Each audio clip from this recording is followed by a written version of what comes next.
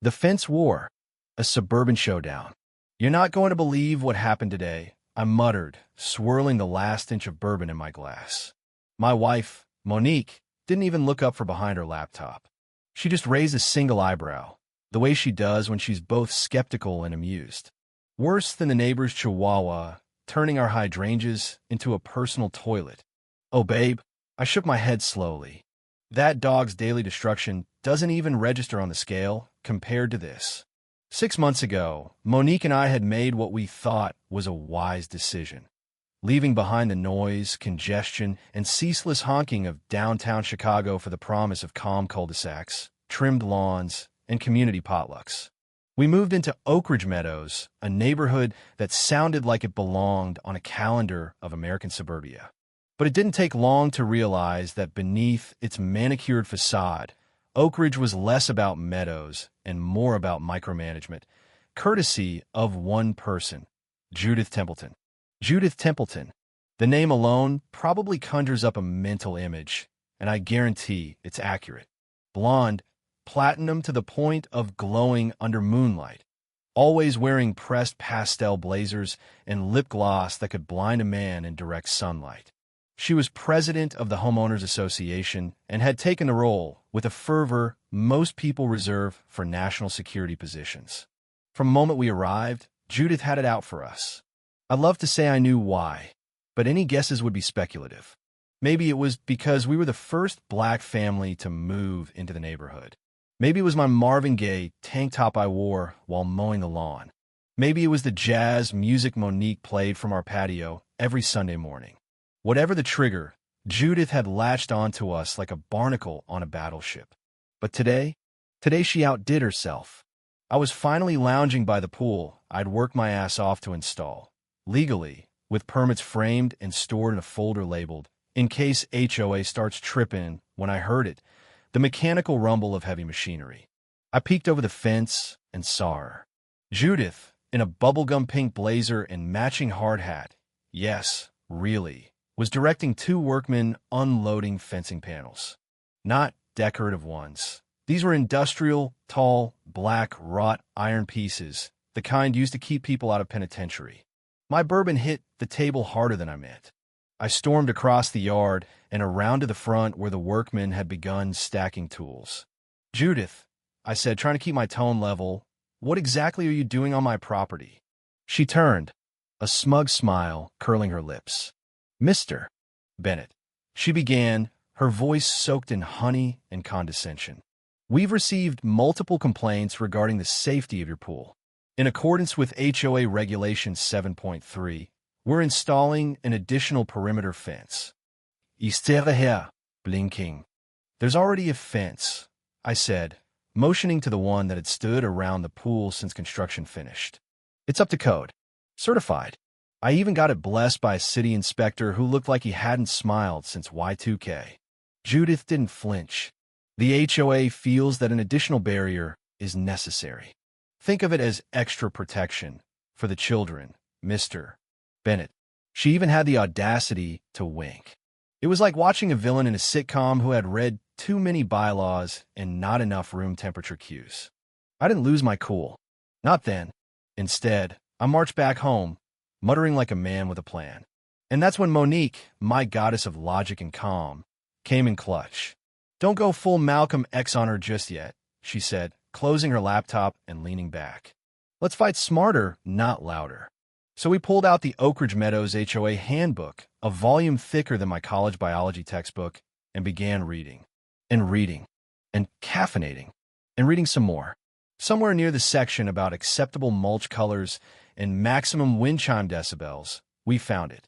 Section 5, paragraph 4, subsection C. Any physical alterations to a resident's property initiated by the HOA must be preceded by a 30-day written notice and an acceptance signature from said homeowner. Judith hadn't sent me a damn email, let alone a formal notice. The next morning, armed with neon highlighter and the kind of confidence reserved for courtroom dramas, I marched to Judith's house. She opened the door in a silk robe, mascara slightly smeared, as if she'd either just woken up or finished a soap opera scene. "Mr. Bennett," she said with faux warmth. What a surprise. I handed her the highlighted page. Here's the part you skipped. No notice. No signature. No fence. Her jaw tightened. That's absurd. I'm the HOA president. I have the authority to... No, I interrupted. You don't. And if this fence goes up, I'll not only sue you personally, but I'll also call a special HOA meeting and make sure every resident knows you used their dues for an illegal project. She slammed the door so hard it shook the wreath hanging on it. For a moment, I felt triumphant. But if Judith Templeton was anything, it was persistent and passive-aggressive. The next week, citations rained down like confetti. Our lawn was half an inch too long. Our recycling bin was too visible. Our welcome mat had unapproved fonts.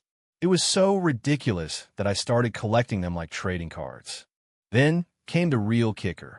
One morning, I stepped outside to get the newspaper and found a steaming pile of dog poop right on the center of our welcome mat. Now, we didn't own a dog. We never had. And unless the neighborhood raccoons had started toilet training themselves, I knew exactly who was behind it. Sure enough, Monique checked the security cam footage. At exactly 3:21 a.m., a figure in a hoodie, suspiciously petite, suspiciously blonde, crept up to our door and made a deposit. The footage wasn't 4K, but it was enough. That night, Monique turned to me with a mischievous grin. I think it's time we go full Ocean's 11 on her. Thus, Operation Topple was born. We reached out to neighbors discreetly, the ones who had always greeted us with a little too much sympathy. Turns out, almost everyone had a Judith horror story. The woman had ticketed someone's inflatable flamingo. Another neighbor's child was scolded for chalk drawings on the sidewalk. Judith was a tyrant with a clipboard. So we formed a collective, a fellowship, a suburban resistance. Our first major target, the Oak Ridge Meadows Annual Garden Showcase. Judith's pride and joy. Her front lawn, trimmed weekly by a service wearing uniforms embroidered with her initials, was the crown jewel of the competition. The night before the showcase, our team made its move. We swapped out her prized ceramic flower pots with identical ones filled with plastic flowers, bright neon ones you'd expect to find in a dollar store Easter aisle. We replaced her lawn signs with professionally printed signs that read, Templeton Turf, artificial and proud. The next morning, the judges strolled in with clipboards. The looks on their faces when they reached Judith's property? Worth every sleepless night. She tried to explain it as postmodern landscape expression, but the crowd wasn't buying it. Phones came out. People laughed. Someone even asked if her yard was sponsored by a toy company. By that evening, Judith had resigned for personal reasons. No speech. No ceremony. Just a printed notice and a for sale sign in her yard 2 weeks later. Me? I was nominated HOA president. Reluctantly, I accepted. And my first order of business? I abolished lawn height regulations. I declared all garbage cans welcome, regardless of color. And I made it official HOA policy that no one, ever, will be fined for growing wildflowers or playing jazz on Sunday mornings. As I sit now by my pool, glass in hand, sun on my face, I think back to that ridiculous fence. Judith Templeton tried to box in my piece. She ended up building her own. Cheers to karma, good neighbors, and the joy of a well-played prank.